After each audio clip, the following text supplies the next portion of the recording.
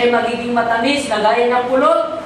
At kinuha ko ang maliit na aklat sa kamay ng anghel at aking kinain at sa aking bibig ay matamis, gaya ng pulot, at ng aking makain ay bumait ang aking tiyan. At sinabi niya sa akin, dapat kang manghulang muli sa maraming mga bansa at bayan at mga wika at mga hari.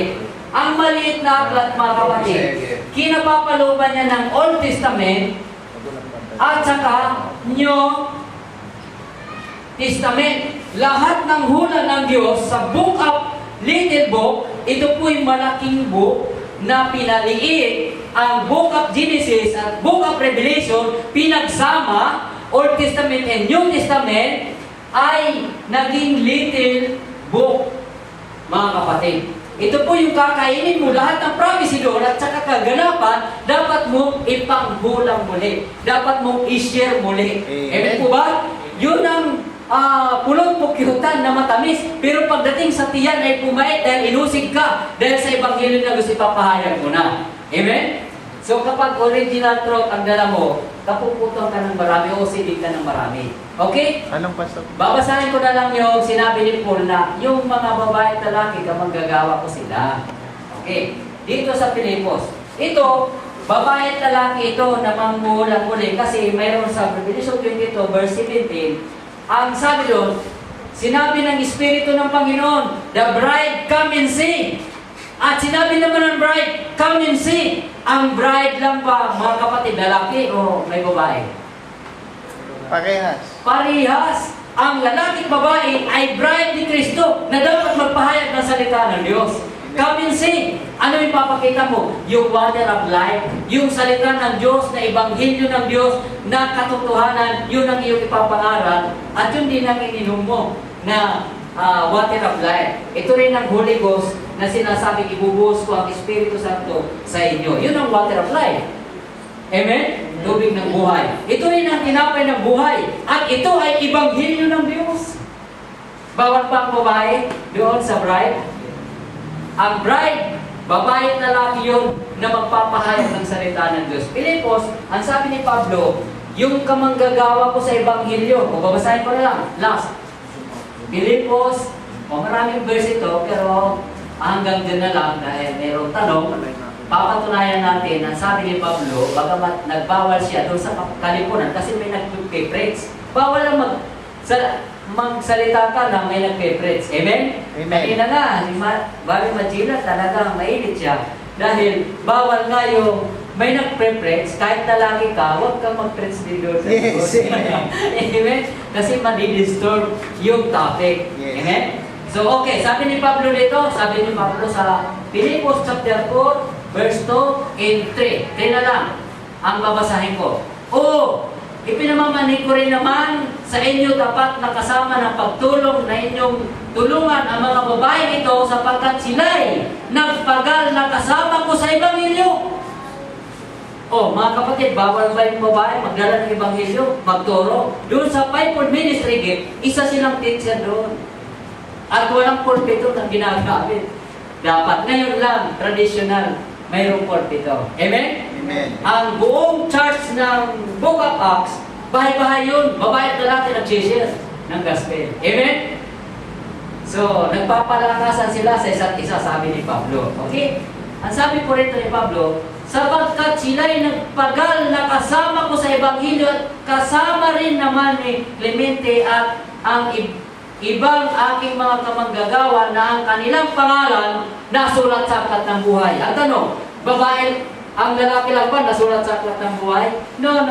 Pati mga babae nasulat. Bakit? Nagsagawa sila ng ebanghelyo. Katuwang sila sa ebanghelyo. Amen? Naghahabak lang kayo ng invitation yung babae doon. Ay hindi sila magagamit bilang spokesman ng Diyos. Sabi nga dito, magpahayag ka muli. Ang tanong, lalaki lang ba magpapahayag? No, pati babae kasama sila.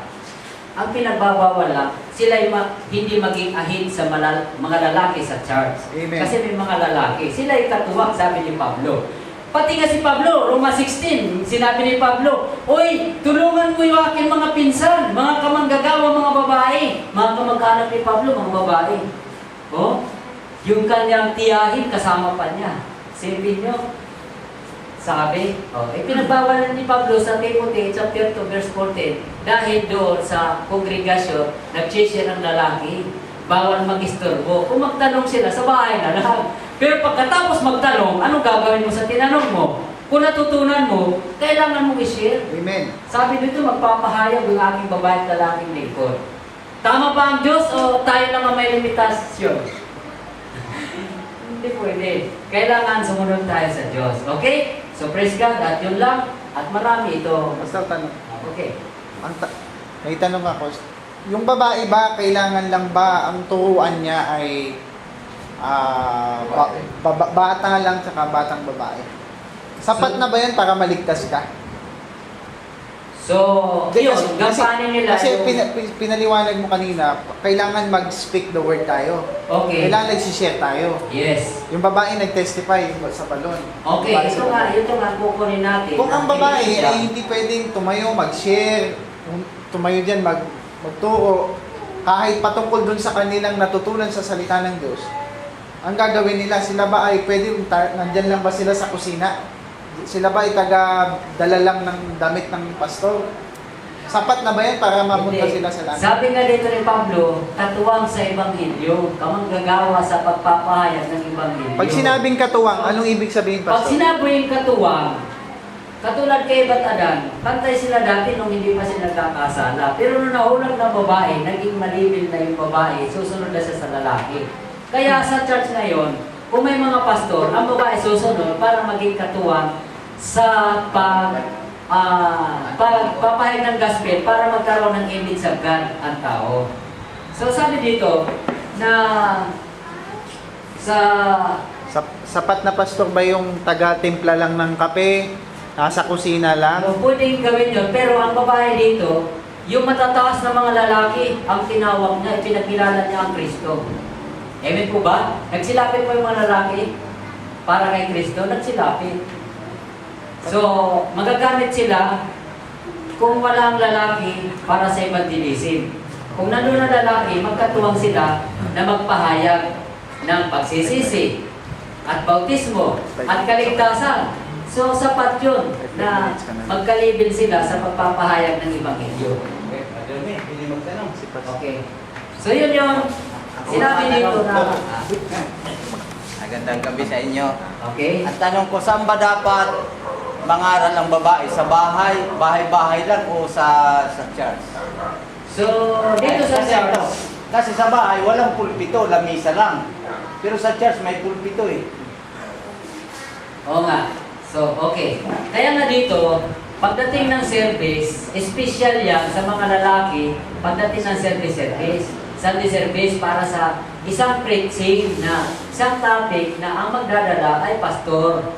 Ang mga babae, pagkatapos, katulad ng ginagawa natin, pagdating ng hapon, sila ay pwede natin i-train. Pagdating nila sa labas, gagawin nila yon para sa Ebanghelyo ng Panginoon, para mayroong tao magsisi. Amen? So, yun po yung sagot ko. So, sa labas, pantay sila. Kahit sinong masalubong nila, pwede sila magturo sa Ebanghelyo ng Diyos.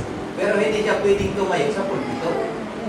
Dito, sa pulpito, ay naranasan naman natin dati na tayo Hindi siya tumayo, nasa sa harapan, hindi sa...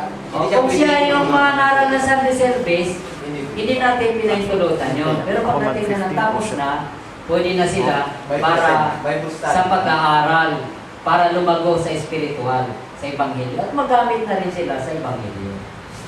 So, yun yung ating training. Ano po ang paliwanag ninyo sa unang Timoteo 2:14? Hindi. 12, 13 ba? 2:12. Anong 2:12? 12, 13, 14. I suffer not a woman to teach. Hindi ko pinapahintulutan sa babae ang magturo. Saan?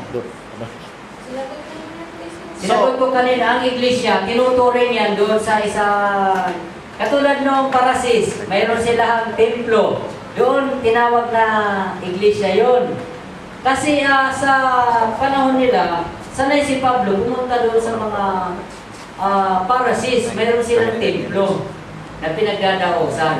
Kaya doon, binawal ni Pablo sa mga babae kasi may nagtuturong mga lalaki doon. Pero pagdating sa kanila sa labas, Sa bahay-bahay lang. so sa bahay-bahay, hindi bawal na hindi bawal na magturo ang babae sa lahat ng kongregasyon. Ibig sabihin, sa pamilya, hindi na Sa pamilya, katuwang na yan sa lalaki magturo. Pwede siya pwede magtuturo sa pamilya. Okay, doon yun sinabi ni Pablo sa mga para sa Paul. So, kasi nandun sila di ba? Nagpapasakot sila doon. Kaya sinabi niya yun. Okay?